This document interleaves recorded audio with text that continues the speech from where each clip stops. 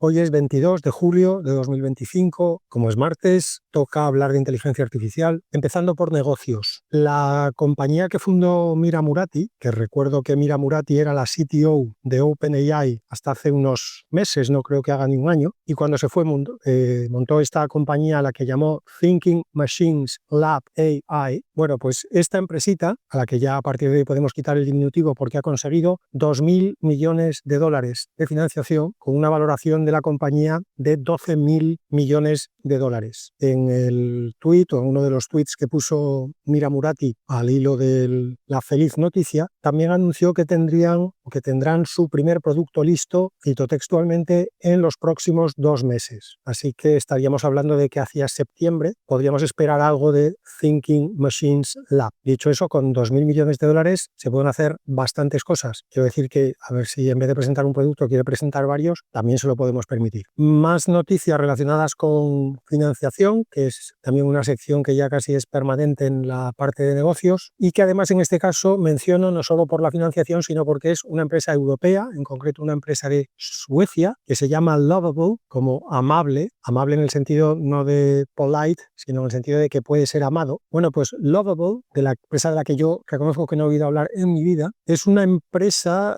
que lo que hace es construir páginas web y aplicaciones con lenguaje natural, ni siquiera con el famoso vibe coding, sino directamente tú le vas dando instrucciones pues supongo que al LLM que tienen por detrás, y él te va construyendo tu web, tu app, tú le vas dando comentarios, quítame esto, ponme el otro, esto más grande, esto más pequeño. Bueno, pues esta empresa acaba de levantar 200 millones de dólares con una valoración de 1.800 millones de dólares. Y eso a pesar, en este caso como comparación positiva con la empresa de Mira Murati, porque estos de Lovable ya tienen 2,3 millones de usuarios y proyectan un ingreso anual recurrente, el famoso ARR, de 75 millones de dólares, que no es para tirar cohetes, pero algo es algo. Estos tipos por lo menos tienen un producto, tienen clientes y facturan. La de Mira Murati no tiene ninguna de las tres cosas. Dicho eso, entiendo que se ponga tanto dinero en algo que esté haciendo Mira Murati porque, bueno, es una de las personas, no muchas, que hay en este momento en el mundo, a las que, como se decía antes en la mili, el valor se le supone, pues a Mira Murati el talento se le supone porque tiene un currículum a sus espaldas que hace pensar que tendrá un futuro como mínimo favorable. No vamos a decir brillante, ya veremos lo que hace. Tercera noticia de negocios, una rapidita. Anthropic ha presentado un servicio, un producto al que ha llamado Claude for Financial Services, o sea, Claude para servicios financieros, que básicamente, por lo que he leído, es simplemente una versión, ni siquiera una versión de Claude, es como un empaquetado de Claude con acceso a servicios y a bases de datos específicamente financieras. No conozco mucho el mundo financiero, ni tengo ganas de conocerlo, me parece un aburrimiento de narices, pero asumo que como en todos los sectores, pues habrá proveedores de servicios de pago y bases de datos de pago. Bueno, pues Claude empaqueta todo eso, o sea, Anthropic empaqueta todo eso con Claude y monta un productito en el que a través de Claude puedes hacer análisis de todos esos datos de una manera mucho más natural y sin necesidad de ser un programador o un experto en lenguajes de bases de datos. Siguiente de negocios, ChatGPT, OpenAI, mejor dicho, acaba de dar algunos datos de uso de ChatGPT, en concreto que cada día recibe 2.500 millones de interacciones, de requests. Para dar un poquito de perspectiva, la última cifra que habían dado fue en diciembre de 2024, es decir, hace poco más de 6 meses, y entonces tenían 1.000 millones de interacciones. O sea que han multiplicado por 2,5 el número de interacciones que los usuarios tienen con ChatGPT. Y por dar otra perspectiva, otra referencia, Google, en el buscador, tiene unos 14.000 millones no de usuarios, 14.000 millones de búsquedas diarias. Todavía OpenAI está lejos, está pues como a 6 veces, entre 5 y 6 veces del volumen que tiene Google, pero creo que en este punto es interesante recordar que hace 3 años ChatGPT, tal como lo conocemos hoy, no existía. O sea que un producto en 3 años se ponga ya en los órdenes de magnitud del buscador de Google, que os recuerdo que el buscador de Google es de finales de los 90, principios de los 2000, ya no me acuerdo, esto Me acuerdo que la primera vez que usé Google había un Velociraptor en mi habitación, de verdad, no de peluche. Así que no está mal que un producto en 3 años se ponga como mínimo a jugar en la misma liga que el buscador de Google. Siguiente noticia que me ha interesado esta semana es un artículo que leí sobre cómo Walmart está integrando la inteligencia artificial en la empresa. Walmart ha creado un sistema al que han llamado Element Foundry, como fundición de elementos, fundición en el sentido de fundición de acero. También este término se utiliza mucho en la fabricación de chips, el proceso en el que se fabrican físicamente las obleas de silicio, también se le llama a esas fábricas foundries. Bueno, pues Walmart ha creado este Element Foundry, que como digo es un sistema interno en el sentido de que ha sido desarrollado completamente in-house, completamente por personal de Walmart, no está externalizado ni a Google, ni a Amazon, ni a OpenAI, ni se lo ha montado el Boston Consulting Group en conjunción con McKinsey y KPMG en una especie de multitask force transversal con transparencias que podrían llenar un almacén entero de Dakota del Norte. Pues no, Walmart ha elegido hacer algo interno y me ha llamado la atención una cosa especialmente, comento un poquito, la idea es por supuesto muy genérica, es decir, la idea que voy a comentar, porque en el artículo ya supongo que Walmart no quiere explicar exactamente cómo han hecho cada una de las cosas. La idea es, como digo, un poquito general. Ellos lo que dicen es que han integrado todos los inputs que hay en la empresa, por ejemplo, todos los datos de la cadena de suministro, desde la llegada de los trailers a los almacenes hasta los checkouts de los clientes en las tiendas, es decir, cada vez que algo entra, sale o se mueve a lo largo de la cadena de suministro, ese dato alimenta al Element Foundry. Han integrado también toda la documentación interna de la empresa, todos los procedimientos, todas las políticas, todas las, en fin, reglas de buenas costumbres que tengan en Walmart. Y además de eso, han hecho como una especie de conectores, insisto, los han hecho ellos, que permiten que después el sistema pueda utilizar cualquier LLM externo, para no tener que atarse necesariamente a uno, ya no solamente por una cuestión temporal, de decir,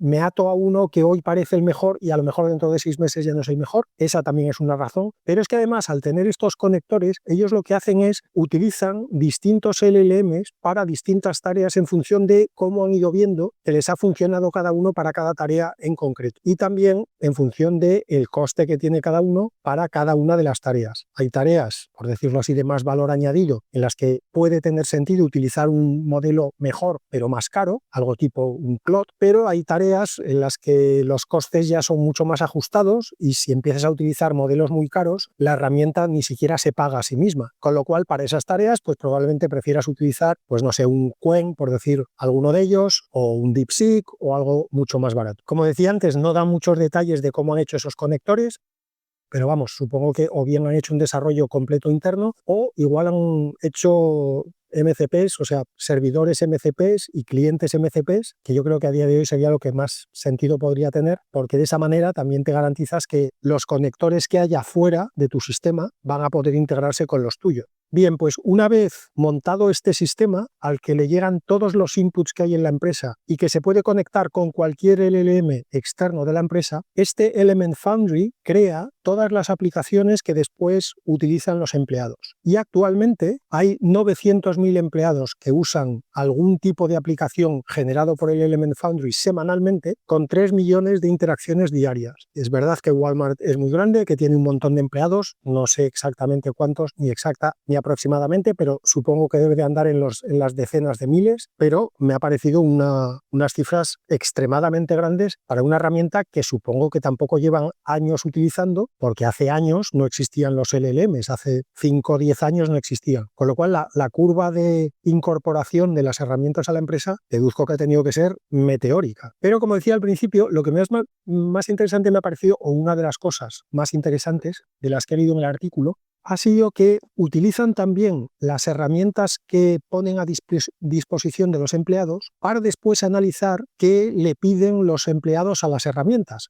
especialmente en las herramientas tipo asistente, las herramientas que son para que los empleados consulten dudas o pidan ayuda para realizar tareas. Eso le permite a Walmart ver cuáles son las áreas o las tareas que generan más dudas y que hacen que los empleados necesiten más ayuda, porque eso le señala de una manera muy clara a Walmart qué procedimientos o qué tareas están mal documentadas o mal pensadas. Porque si hay algo que sistemáticamente requiere que los empleados pidan ayuda, es porque no has pensado muy bien cómo has, protocolizado esa tarea, o que la documentación no está nada clara porque los empleados continúan pidiendo ayuda una y otra vez. Así que este doble uso de la inteligencia artificial como ayuda a los empleados y a su vez como detector de qué áreas son las que están requiriendo más ayuda para corregirlas y mejorar la tarea en sí, es decir, hacer que los empleados tengan que dejar de pedir ayuda porque la tarea se les hace más fácil o se documenta mejor, me ha parecido un uso, como digo, cuando menos original y yo creo que realmente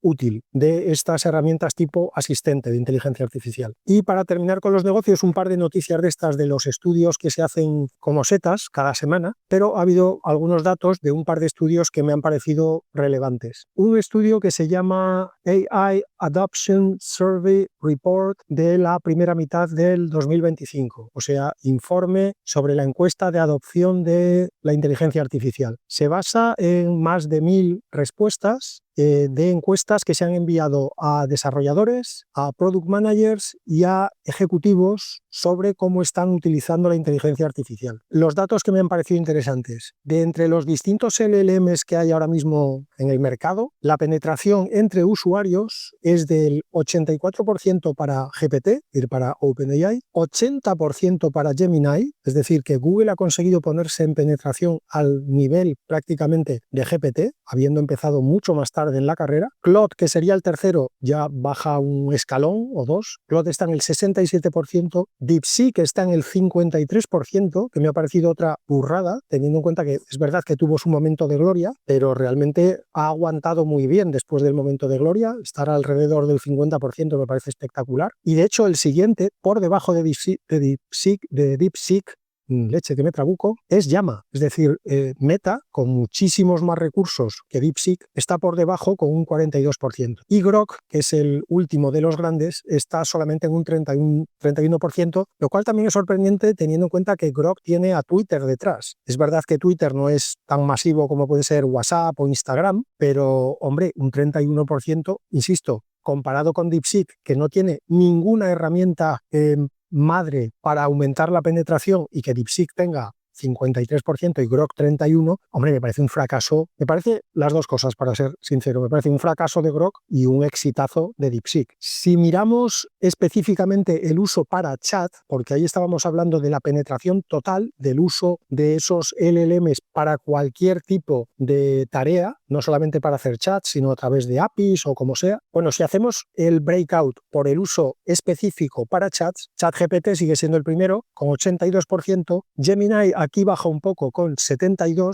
y me pega bastante porque Gemini, a mí por lo menos en chat, yo noto una diferencia sustancial con ChatGPT, sustancial a peor. La uso bastante para API, entre otras cosas porque los límites gratuitos son muchísimo más altos, pero para chat sí que reconozco que suelo irme mucho más a ChatGPT. Claude estaría en un 61%, más o menos igual, y atención porque aquí en uso como chat el cuarto sería Perplexity, con un 44%, o sea que igual que antes DeepSeek me parecía el gran triunfador de la fiesta, yo creo que Perplexity con un 44% es también espectacular. Grok se mantiene en un 35%, y me ha sorprendido también mucho que Copilot solo tiene un 27%. Digo que me ha sorprendido mucho porque, hablando antes de herramientas madre o herramientas hermanas para aumentar la penetración, vamos a ver, Copilot tiene nada más y nada menos que a Windows. Y además Microsoft ha metido Copilot hasta por detrás de la pantalla. Si te descuidas, cierras el ordenador y te sale Copilot todavía. Entonces, que solamente un 27% de los usuarios estén utilizando Copilot para chat, pues me parece que alguien en Microsoft tiene que estar en la cuerda floja en estos momentos. Y en cuanto al uso para programar, aquí sí que el triunfador es GitHub Copilot con un 53%, y después Cursor con un 49%. Nada sorprendente. Y el otro estudio del que ha habido algunos datos que me han llamado la atención es un estudio de IBM, en el que es un estudio sobre cómo se está organizando la inteligencia artificial en las empresas, en términos de organigrama, para entendernos. Bueno, pues según este estudio, el 26% de las compañías ya tienen un Chief AI Officer a día de hoy, cuando en 2023, hace 2 años, solamente tenían este Chief AI Officer un 11% de las empresas, o sea que de 11 a 26 en 2 años. De las empresas, haciendo base total en ese 26% que tienen esa figura nueva, el 57% reporta directamente al CEO o al consejo de direcciones, al comité de dirección o al consejo de administración, digamos al primer nivel ejecutivo de la empresa. Me ha sorprendido un poco que no sean todos, porque esto de que te hagan chief lo que sea officer y no reportes al CEO, que reportas a otro chief lo que sea officer. Pero bueno, esto ya sabemos que lo de repartir títulos a las empresas muchas veces es también para que estés contento y estas cosas. Por cierto, esto en España no sé cómo va a entrar, esto del Chief AI Officer, porque supongo que ya os habréis dado cuenta de que las siglas son CAIO, es decir, callo. Claro, esto de a ver quién va a querer ser el callo de la empresa, lo dejo ahí. Desarrollo. En cuanto a modelos, versiones, bueno, pues esta semana comentar muy rápido que Qwen ha presentado su nueva versión, sigue siendo Qwen 3, pero han presentado como una variante nueva que para los curiosos tiene el bonito nombre de 235B-A22B-Instruct-2507. Supongo, es bastante fácil suponer, que los numeritos representan: el primero, 235B, es el número total de parámetros que tiene el modelo; el segundo, A22B, 22B es el número de parámetros que utiliza en inferencia, porque es un mixture of experts, con lo cual no utiliza todos en inferencia; instruct, pues es que ya está fine-tuneado para conversación, para seguir instrucciones; y 2507, pues es el año 2025, mes 07. Así que ahora, si viene alguien de Alibaba y me dice, pues no señor, no es eso, es casualidad la interpretación que has hecho, pero no es esa, pues me va a dejar con un palmo de narices. En fin, como digo, poco que decir. Como es el último siempre, pues es el mejor modelo open source que hay a día de hoy en todos los benchmarks, e incluso compiten algunos benchmarks con modelos cerrados como Claude 4 o GPT-4o, pero en open source, ya digo, a día de hoy es el líder indiscutible, incluso por encima del Kimi K2, lo vuelvo a separar, ya me pasó la semana pasada, Kimi separado K2, que comenté la semana pasada y que hace tan solo 7 días era el mejor, parecía la revolución. Bueno, pues le ha durado una semana el liderato. Lo único llamativo de esta nueva versión de Qwen es que esta vez no han hecho un único modelo al que le puedes activar y desactivar el razonamiento, sino lo que han hecho es 2 modelos distintos y los han entrenado por separado, uno con razonamiento y otro sin razonamiento, porque según los de Alibaba han visto que el rendimiento es mejor si el entrenamiento se hace por separado. Siguiente modelo versión es de Runway, los que desarrollan modelos de creación de vídeo. Han presentado Act 2 como Acto 2, que es la nueva versión de, como no podía ser de otra manera, Act 1, que era el primer modelo que presentaron en octubre del año pasado. Entonces, este Act 2 es una actualización de su modelo principal, y este modelo tiene una nueva característica, una nueva feature, y es que permite capturar movimiento de un vídeo y reproducir todo ese movimiento con otro personaje. Es decir, tú haces un vídeo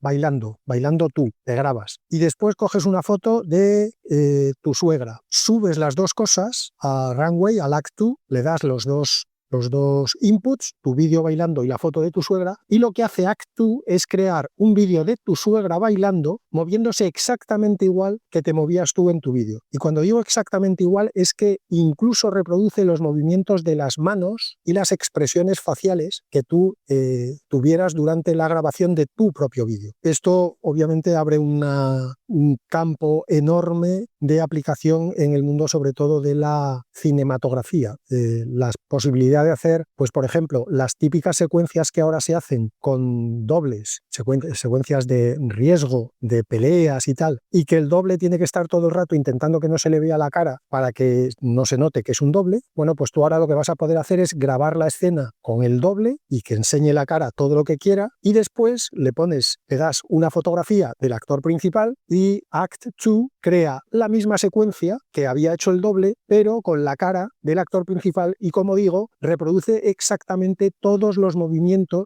del vídeo original. Y el último modelo versión que voy a comentar esta semana también tiene que ver con vídeo, es de una empresa que se llama Light Tricks, trucos de luz, que ha lanzado una nueva versión de su modelo que se llama LTXV, es un modelo de pesos abiertos, y en esta nueva versión ya se pueden hacer vídeos de hasta 60 segundos y además la generación es en tiempo real. En vez de tenerte esperando y de repente darte el vídeo completo, tú vas viendo como si fuera en streaming la creación del vídeo a medida que se va haciendo. No solo eso, sino que además los de Light Tricks dicen que este LTXV se puede ejecutar en GPUs de consumo, es decir, no en GPUs de uso industrial, en los mejores modelos de Nvidia, en las Blackwell, en las Hopper y tal, sino que estamos hablando de GPUs que en principio uno podría tener en un ordenador de su casa. Digo en principio porque hay que tener aún así los miles de euros que cuestan, pero no estamos hablando de los 30 o 40 mil euros que cuestan, pues eso, las Blackwell y las Hopper. Han sacado una versión de 13 billones americanos de parámetros, que es digamos como la principal, y luego han sacado otra versión reducida de solo 2 billones de parámetros para usar en móviles. O sea que la generación de vídeo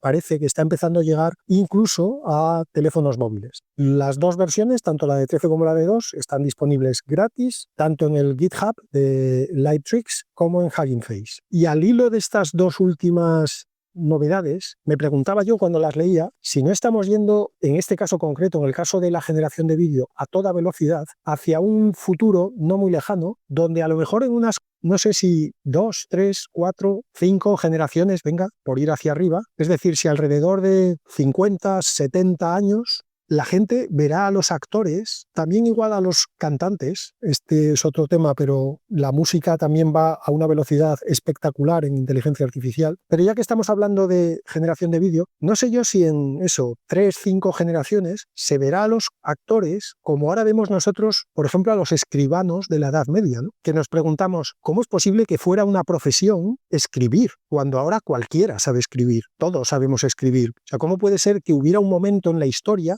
en la que solamente unos pocos supieran escribir y se ganaran la vida haciendo eso? Pues no sé yo si, ya digo, en unas pocas generaciones, la gente se preguntará cómo es posible que antes hubiera actores, si ahora cualquiera puede hacer una película con actores, por decirlo así, digitales. ¿Cómo es posible que antes solamente unos pocos pudieran hacer películas, cuando ahora todo el mundo hace películas como le da la gana? No digo con esto que todo el mundo vaya a saber hacer exitazos y taquillazos de Hollywood, sino que hacerlo sea tan fácil que lo que sea sorprendente es que hubiera un momento, en el que vivimos nosotros, en el que eso fuera como una especie de círculo reducidísimo, donde solamente unas pocas personas, unos pocos elegidos, estaban en la industria del cine. No sé si vamos a eso, pero ya que estoy hablando del tema, menciono también que Netflix ha reconocido no como si fuera algo vergonzoso, digamos que ha anunciado que ha empleado por primera vez inteligencia artificial para hacer una escena en una de sus series. Por primera vez en la historia hay una escena que ya se ha hecho con inteligencia artificial. Es una escena en concreto de la serie El Eternauta, que es una serie argentina, y la escena que han hecho con inteligencia artificial es una escena donde hay una demolición de un edificio y toda esa escena se ha hecho con inteligencia artificial. Según Netflix, porque era mucho más barato y 10 veces más rápido que hacerlo con las técnicas que se utilizaban hasta ahora para este tipo de secuencias. O sea que si algún día llega ese futuro que yo decía antes, el futuro en el que la gente se pregunte cómo es posible que antes solamente hubiera un grupito de actores y de directores que tuvieran acceso a hacer películas, pues si llega ese futuro, esta semana, no sé exactamente qué día, pero pongamos a lo mejor el 20 de julio, pues pasará a la historia, el 20 de julio de 2025, porque fue la primera vez que un gran estudio como Netflix utilizó inteligencia artificial en una de sus producciones. Voy ya con las noticias de desarrollo propiamente dichas y esta semana solo tengo una y es de robótica. Y solo tengo una porque hay un montón de papers, no ha bajado la producción, al revés, esto cada vez es más insoportable, la cantidad de información que se genera alrededor de novedades en inteligencia artificial, pero, como es por otro lado lógico, la mayoría de los papers son sobre la arquitectura que ahora mismo es dominante, que es la inteligencia artificial generativa basada en transformers. Hay algo también, modelos de difusión, alguna vez leo algo de modelos de espacios de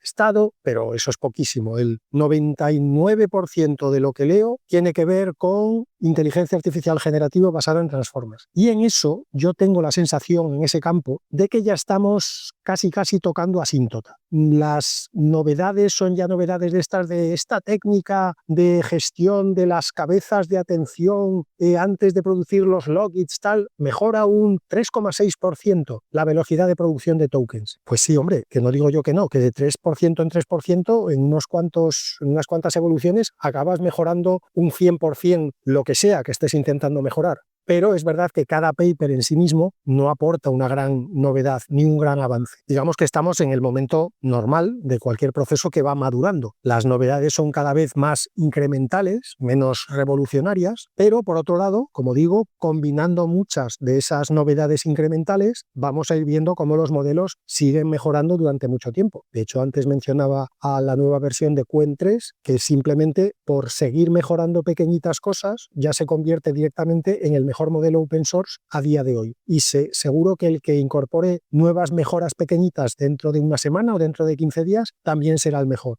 Todavía no hemos acabado de mejorar, pero como digo, yo creo que ya estamos haciendo la curva de acercarnos a la asíntota. Por lo tanto, como todos esos papers sobre generativa de Transformers, sinceramente a mí me aburren ya un poquito, pues los voy pasando muy rápido, hago una lectura muy superficial. La mayoría, como digo, aportan mejoras marginales y por lo tanto los voy a ir dejando fuera del podcast. La que quiero comentar esta semana, como decía, es de robótica y es un paper que ha publicado el MIT, el Instituto Tecnológico de Massachusetts, en el que consiguieron que un robot aprendiera a autocontrolarse, es decir, a automoverse, a autoactuar, es decir, tomar él mismo las decisiones de cómo tenía que moverse para hacer algo, y lo hizo simplemente con una cámara que tenía instalada el robot, sin sensores, sin acelerómetros, sin magnetómetros, nada, una cámara. Porque lo que hicieron fue lo mismo que hacemos los seres humanos. Los seres humanos, cuando somos niños, vamos aprendiendo cómo funciona nuestro cuerpo a base de ensayo y error. Tú estiras la mano, quieres coger algo, cuando ves al típico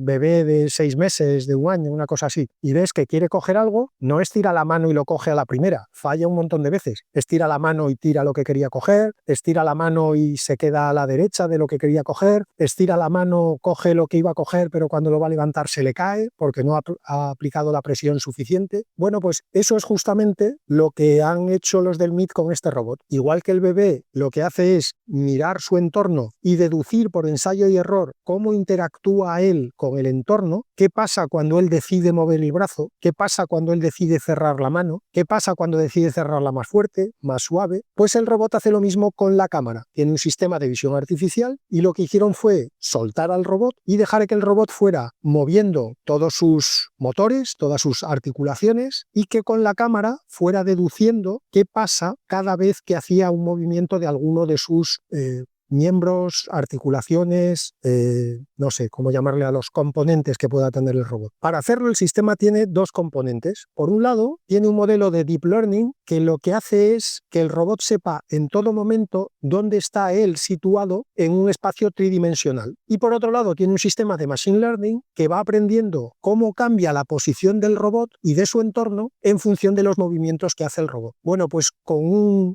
entrenamiento de ensayo y error de solo unas pocas horas, el robot aprendió a controlar sus propios movimientos. Esto abre una puerta a desarrollar una manera de controlar los robots mucho más barata y sobre todo mucho más rápida que las soluciones actuales que pasan por muchísimas horas de entrenamiento, muchas veces de entrenamiento con teleoperación, con un humano que opera el robot a distancia para que el sistema de inteligencia artificial del robot aprenda cómo son sus movimientos, pero esos movimientos al principio los controla un humano. Esto evitaría todo ese proceso y sobre todo acelera ese proceso, más que acelerarlo incluso, conseguiría que ese proceso fuera muy bueno para los movimientos más delicados, los movimientos que tienen que ser más precisos, como por ejemplo los de los dedos de las manos. Ya me habréis oído decir muchas veces que cuando veo vídeos de robots, lo primero que miro es cómo se mueven los dedos de las manos, el famoso parámetro de la destreza que pueda tener un robot, la dexterity. La dexterity de un robot es una medida muy buena de cómo de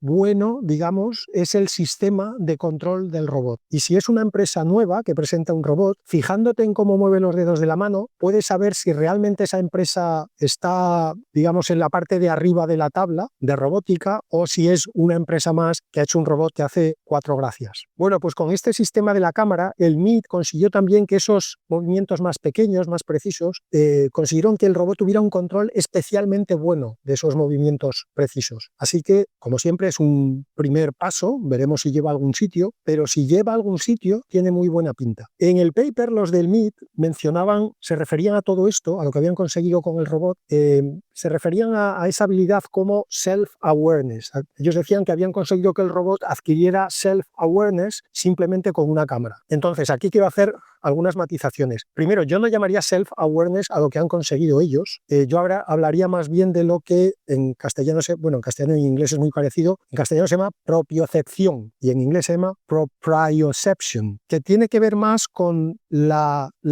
conciencia, es que aquí entramos ya en palabras que abren caminos muy peligrosos, en tu propia sensación de saber en todo momento dónde está tu cuerpo y cómo te mueves. Eso sería un poco la propiocepción, que yo creo que es lo que han conseguido estos tipos del MIT. Han conseguido que el robot tenga propiocepción, no self-awareness. Dicho esto, los que hayáis estado en la mesa limón, que alguno habrá aquí, recordaréis que yo usaba un ejemplo muy simple de un robot de estos bateador de béisbol americano, y en ese ejemplo yo decía, este robot con un algoritmo simple de regresión lineal que calcule las trayectorias de las bolas, antes o después, de hecho más antes que después, llegará a deducir que hay algo en la posición desde la que él está observando las trayectorias de las bolas que obstaculiza esas trayectorias. Y antes o después construirá un concepto, una etiqueta, alrededor de ese algo que está en la posición desde la que él observa. Y a esa etiqueta, los seres humanos la hemos llamado yo. Y el robot igual le llama José María, le puede llamar como quiera. Pero antes o después, ese robot sí que construirá ese sentido de self-awareness. Pero yo creo que el MIT todavía no ha llegado ahí, no porque no lo sepan hacer, que seguro que lo saben y en algún momento lo conseguirán, sino porque yo creo que en este caso han ido por otra ruta que también es mucho más útil desde un punto de vista práctico, que es que el robot tenga propiocepción. El self-awareness está muy bien desde un punto de vista filosófico, pero no aporta nada práctico. Y voy ya con las píldoras, que esta semana hay dos muy interesantes, que por supuesto las dejo para el final para poder explayarme. Vamos con las píldoritas rapiditas. Google DeepMind ha anunciado que una versión avanzada específica de Gemini ha conseguido oficialmente la medalla de oro en la Olimpiada Matemática de este año, la de 2025. OpenAI había dicho lo mismo unos días antes, esta misma semana. Lo que pasa es que después se descubrió, como siempre, que Sam Altman es un poco mentirosillo, le gusta un poquito... Sam Altman es un poquito de contar la verdad, pero como en un telegrama, como si le cobraran por palabra, y entonces en vez de contar toda la verdad, cuenta solo un trozo, que también, si le cobran por palabra, Sam Altman tampoco nos pensemos que tiene mucho dinero. Sam Altman, que puede tener, no sé, $1 billón, tampoco da para poner muchas palabras. Con lo cual, OpenAI ¿había pasado la Olimpiada de Matemática? En realidad no. Lo que había pasado es un test basado en preguntas de la Olimpiada Matemática y evaluado por antiguos medallistas de la Olimpiada Matemática, pero no había pasado el proceso oficial de la Olimpiada Matemática. Bueno, pues en el caso de este modelo de Gemini, sí ha pasado el mismo proceso que pasaría un humano. El año pasado ya se presentó Gemini a la Olimpiada, sacó medalla de plata, que no está mal, pero la sacó primero con traducciones especiales para él de las preguntas, es decir, había que darle las preguntas en un formato que él entendiera mejor, y segundo, se le dejaron días para que computara, es decir, para que pensara las respuestas antes de darlas. Este año no, este año Gemini se ha presentado con las mismas restricciones que un humano, es decir, el examen se hizo en lenguaje natural, no hubo que hacerle ninguna adaptación de las preguntas, tuvo el mismo tiempo para resolver cada pregunta del que tenían los seres humanos, y con todas esas condiciones, como digo, exactamente igual que la de los seres humanos, ha alcanzado por primera vez en la historia la medalla de oro. Os recuerdo que la Olimpiada Matemática Internacional es un concurso de problemas matemáticos dirigido a estudiantes de lo que en Estados Unidos es high school y aquí sería pues bachillerato, básicamente. Es decir, que no estamos todavía hablando de que ha conseguido una medalla de oro en un concurso para doctores en matemáticas, pero bueno, digamos que vamos quemando etapas en el avance inexorable de la inteligencia artificial artificial hacia igualar y a lo mejor algún día superar al cerebro humano. Segunda pildorita, en otro concurso que se celebraba en este caso en Tokio, es un concurso que se llama AdCoder World Tour Finals, que falta que le pongan on ice al final. Bueno, es un concurso de programación al que van los mejores programadores del mundo, se celebra cada año. Bueno, pues este año OpenAI presentó a su agente de programación y consiguió la segunda plaza. Solamente un humano ha conseguido programar mejor que el agente de OpenAI. Ese humano se llama Saiho, escrito P-S-A-Y-H-O, que después de ganar la competición puso un tuit diciendo "Humanity has prevailed for now", es decir, la humanidad ha prevalecido por ahora. O sea que hasta el Saiho este le ve fecha de caducidad a su título mundial. Por cierto, en este mismo concurso, Sakana, los japoneses, que ya sabéis que son una de las empresas que sigo más, Sakana presentó a su agente también de código, que se llama ALE, escrito A-L-E, y este agente se quedó en la quinta posición. O sea que OpenAI segundo, Sakana quinto y quizá por última vez en la historia un ser humano ha sido el primero. Hablando, por cierto, y esta es la tercera pildorita, de OpenAI y de agentes, pues OpenAI acaba de presentar la versión agéntica de ChatGPT, que básicamente lo que consiste es que le da acceso a ChatGPT, a una máquina virtual en la que se corre un entorno en el que ChatGPT puede hacer distintas operaciones, desde navegar por Internet, abrir una terminal y ejecutar comandos, fijar citas en calendarios, enviar correos electrónicos, pues lo que tú le quieras dar de posibilidades. E insisto, ejecuta todo en una máquina virtual propia, con lo cual no corre el riesgo de que se esté ejecutando en local en tu ordenador y digamos que te haga un pequeño estropicio si se equivoca en algo. Además de eso, además de ejecutarse en una máquina virtual, que siempre es más seguro, el usuario puede en cualquier momento pausar a la gente, pararlo o tomar el control en plan, deja que te estás liando, ya sigo yo. De momento, este ChatGPT agéntico solo está disponible en Estados Unidos, solo para los usuarios de pago, y OpenAI todavía no ha dado una fecha ni siquiera estimada de cuándo estará disponible en Europa. Siguiente pildorita, Microsoft está también empezando a liberar, a implementar en Windows lo que ellos llaman Desktop Share for Copilot Vision, es decir, compartición del escritorio para Copilot Vision. De momento solo está accesible para los usuarios de Windows que están en el programa de Windows Insiders, y lo que hace esto básicamente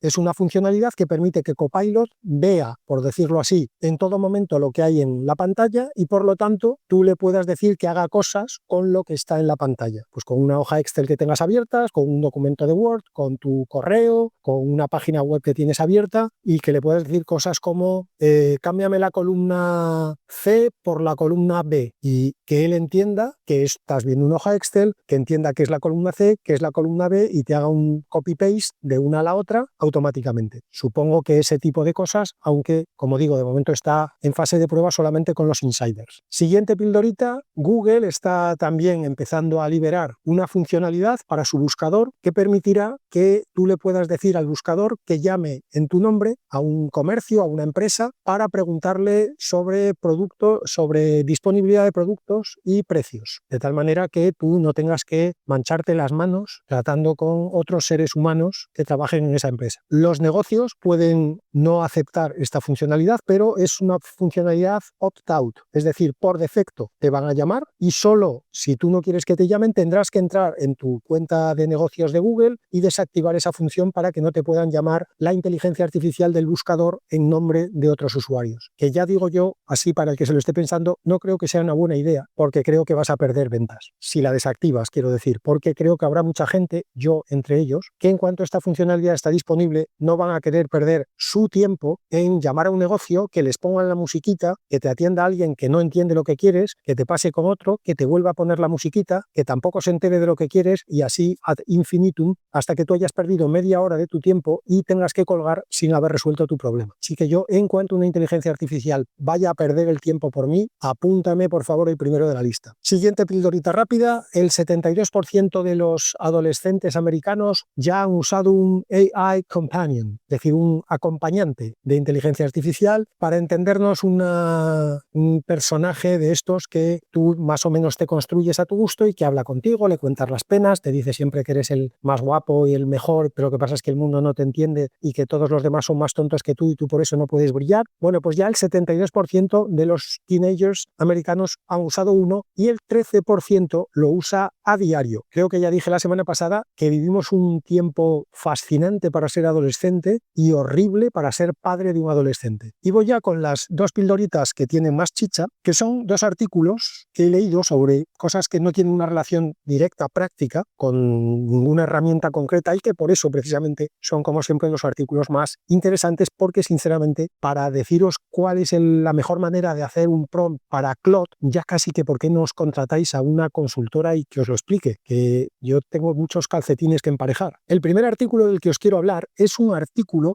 en el que se hablaba del LIGO. LIGO no como una inteligencia artificial que te enseñe cómo acercarte a las señoritas, no. LIGO como iniciales, L-I-G-O, del sistema que se desarrolló, pues creo que en 2015 se acabó de construir y tardó 20 años en construirse, para detectar ondas gravitacionales. Las ondas gravitacionales son una consecuencia teórica hasta hace unos pocos años, porque ya se detectaron, de la teoría de la relatividad general de Einstein, y este sistema, este LIGO, se construyó precisamente para ver si esas ondas gravitacionales existen de hecho en la realidad. Y efectivamente en 2015 se detectaron por primera vez ondas gravitacionales, quedó comprobada una vez más una de las predicciones teóricas que hizo Einstein y todos fuimos un poquito más felices. Este LIGO físicamente consiste en dos emisores láser montados en forma de L y cada pata de la L tiene 4 kilómetros de largo, para que nos hagamos una idea de lo que estamos hablando. Bien, pues en este artículo entrevistaban a Rana Adhikari. Rana, vaya nombre también. Bueno, lo llamaré Adhikari entonces. Este Adhikari es uno de los físicos que trabaja en LIGO y que trabaja además desde hace mucho tiempo, y él cuenta que ya cuando en 2015 detectaron por primera vez las ondas gravitacionales, vamos a llamarlas convencionales, las que Einstein predijo, él ya empezó a pensar cómo podían hacer para detectar ondas gravitacionales en frecuencias más raras que a lo mejor servían para detectar fenómenos que ni siquiera Einstein había predicho. Es decir, él lo que pensó es, a lo mejor hay cosas en la naturaleza que todavía no sabemos que existen, pero si fuéramos capaces de detectar ondas gravitacionales producidas por esas cosas, entonces sabríamos que existen. Y, por lo tanto, él dice que se empezó a plantear cómo se podría modificar el LIGO para hacer que detectara un rango más amplio de frecuencias de ondas gravitacionales. El punto de partida, dice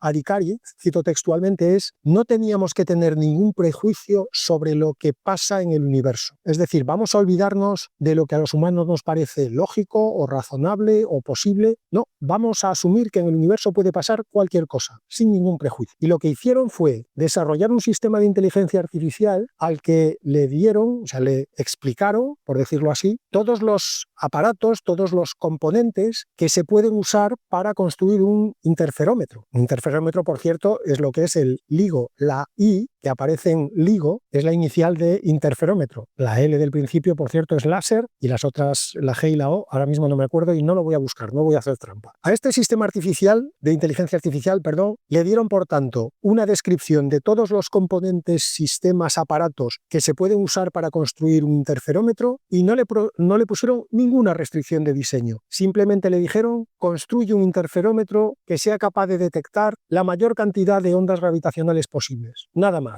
Bueno, pues el sistema de inteligencia artificial hizo sus cosas y presentó algunas propuestas. Y Adhikari dice que los resultados, la primera impresión cuando vieron los resultados, es que era ridículo lo que proponía el sistema de inteligencia artificial. Cito textualmente a Adhikari: las propuestas que el sistema nos estaba dando no eran comprensibles por un ser humano, eran demasiado complicadas, parecían como algo que había producido un extraterrestre o a lo mejor un sistema de inteligencia artificial, sí, pero desde luego nada que un humano hubiera podido pensar o hacer, porque no había ningún sentido de simetría, de belleza, no había nada, era un auténtico despropósito. Bien, pues después de esta cita, Adhikari lo que hizo, después de esta primera impresión de ¿pero qué ha hecho este sistema? Está borracho completamente, él dice que intentaron entender qué era lo que les estaba proponiendo el sistema de inteligencia artificial con esa propuesta tan extravagante, rara, incomprensible, como decía Adhikari, para un ser humano. Dice que tardaron meses en entender lo que estaba proponiendo el sistema de inteligencia artificial y cuando lo comprendieron se dieron cuenta de que el sistema funciona, que efectivamente no es elegante o bonito en el sistema humano,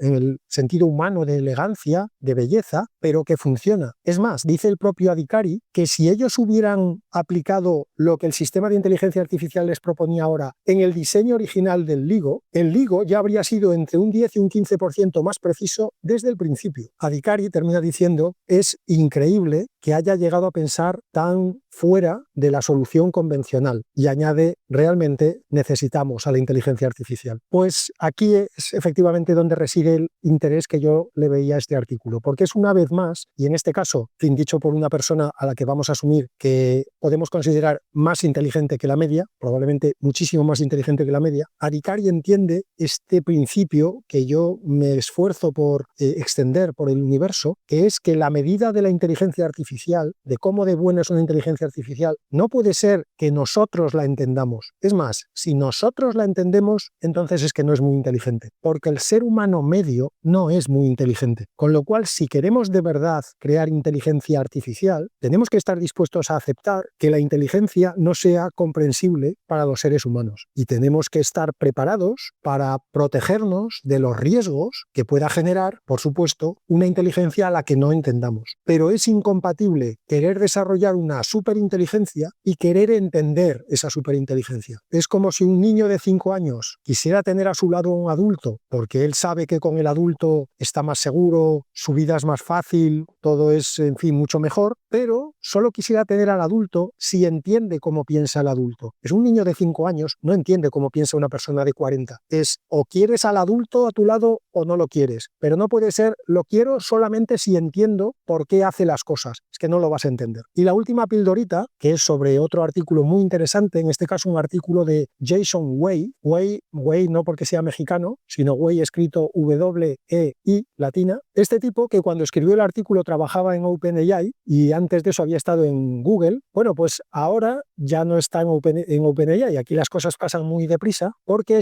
este es otro más de los que Zuckerberg se ha llevado a Meta para su unidad de superinteligencia. Así que ahora podemos decir que Jason Wei está en Meta y que es un ex Google y un ex OpenAI. En el artículo que leí, Jason Wei habla sobre lo que se llama la asimetría de la verificación, es decir, la diferencia de dificultad que hay entre resolver un problema y verificar si una solución a ese problema es correcta. Este es un problema, en fin, muy típico, muy popular, muy conocido. De hecho, hay grandes ramas de la computación que se han construido sobre la asimetría de la verificación. Por ejemplo, la mayoría de los sistemas de criptografía, la mayoría de los sistemas de encriptación. Y el punto de partida es que esa asimetría de la verificación nos lleva a 4 situaciones posibles. Obviamente, esta es la típica matriz 2×2, esta vez sí del Boston Consulting Group, porque al combinar 2 factores, cada factor con 2 estados posibles, pues obviamente tienes 4 escenarios. El primer escenario son problemas que son fáciles de resolver y fáciles de verificar. Por ejemplo, sumar 2 números,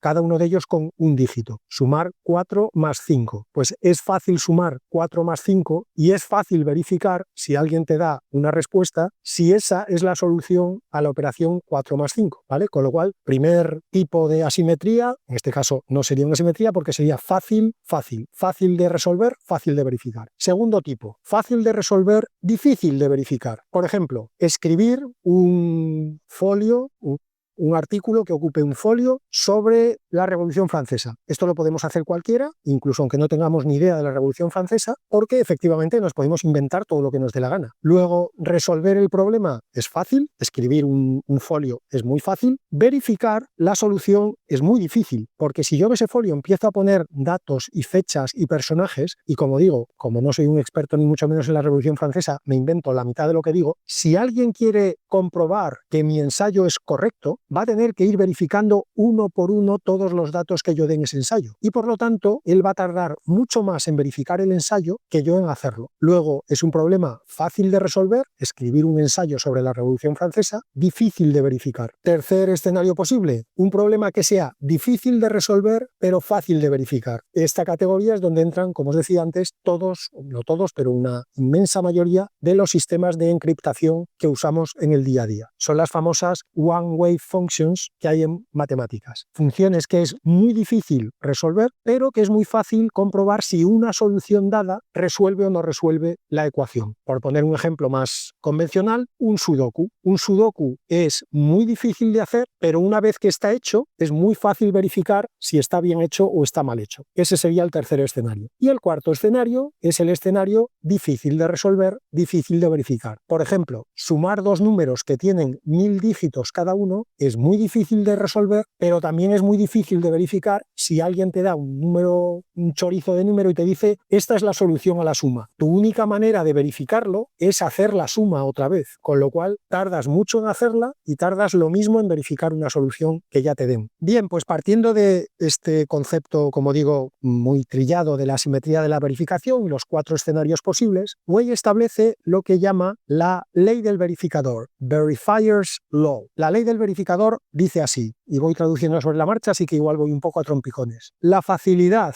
para entrenar un sistema de inteligencia artificial para resolver una tarea es proporcional a cómo de verificable es la tarea. Podéis parar el podcast si queréis y reflexionar sobre la frase, yo voy a seguir. Porque la ley del verificador añade una segunda frase, que es todas las tareas que son posibles o cuya solución es posible y es fácil de verificar, serán resueltas por inteligencia artificial en algún momento. Y esta es la frase interesante de este articulito de Jason Way. ¿Por qué afirma esto Jason Way? Pues porque con la llegada, la explosión que estamos viviendo últimamente de los sistemas de entrenamiento basados en reinforcement learning, si tienes un problema, una tarea que es fácil de verificar, aunque sea difícil de resolver, el hecho de que sea fácil de verificar quiere decir que tú vas a poder poner un sistema de inteligencia artificial con un sistema de reinforcement learning a que controle que el sistema de inteligencia artificial haga los chorrocientos millones de ensayos y error que necesite hasta que encuentre la respuesta correcta. Porque, repito, la verificación va a ser muy rápida. Con lo cual, cada vez que el sistema de inteligencia artificial haga una prueba, el sistema de reinforcement learning va a poder comprobar si lo ha resuelto bien o mal en unos pocos segundos o probablemente millonésimas de segundo o micromillonésimas de segundo. Así que las iteraciones van a ser muy rápidas y por lo tanto, obviamente dependerá de cuántos recursos y de cuánto dinero te quieras gastar, pero con un sistema de reinforcement learning, cualquier tarea que sea fácil de verificar, en algún momento el sistema de inteligencia artificial encontrará la solución. Y por eso Jason Way termina